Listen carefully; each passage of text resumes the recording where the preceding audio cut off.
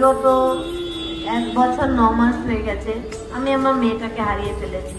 আরজি কর হসপিটালে on duty অবস্থায় আমার মেয়েকে খুন করা হয়েছে। আর কোন মেয়ের সাথে এই ধরনের নৃশংস মর্মান্তিক ঘটনা যেন না ঘটে, এটা কিন্তু আমাদের দায়িত্ব যে আমরা আমাদের ভোটটা কর্তব্যের চিহ্নে দিয়ে ওনাকে বিধানসভায় পাঠাবো, ওনাকে জয়যুক্ত করবই। অভয়া জিতলে, পানিহাটি জিতলে